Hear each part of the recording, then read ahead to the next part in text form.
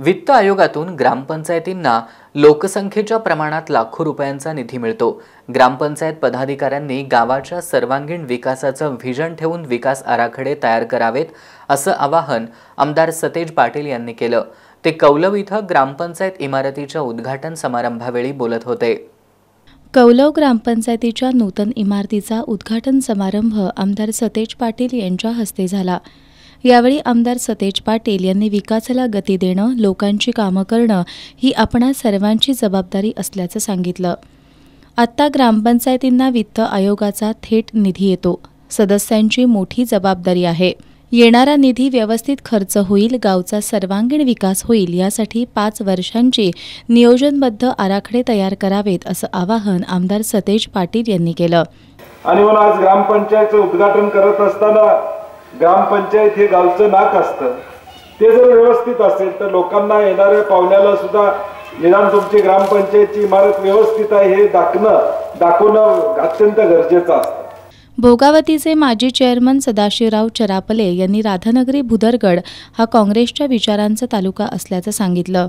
ED सीबीआयच्या ससेमिऱ्याला घाबरून राज्यभर उलथापालथ झाली, पण मात्र सतेज नेतृत्वातून काँग्रेसचा झंझावात निर्माण झाल्याचं त्यांनी सांगितलं।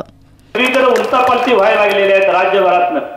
ह्या ईडीच्या, इन्कम टॅक्सच्या आणि सीबीआयच्या ससेमिरा लागल्यामुळं ज्यांनी गलतानपणा केला, चुकीचा कारभार केला, ती सगळी मंडळी सगळीच पळा फुडकून जातो अशा पद्धतीच्या स्पर्धा लागल्यासारखी पळायला लागलेली आहे। आणि अशाही परिस्थितीमध्ये पश्चिम महाराष्ट्र स्थिर असताना आपण पाहतो। कारण इथं जे काम करणारं नेतृत्व आहे, कोल्हापूर जिल्ह्यामध्ये आपण ज्यांच्या नेतृत्वाखाली काम करतोय ते बंटी पाटील साहेब एवढे स्थिरपणानं आणि भक्कमपणानं या काँग्रेसला पाठबळ देताना आपण पाहतो।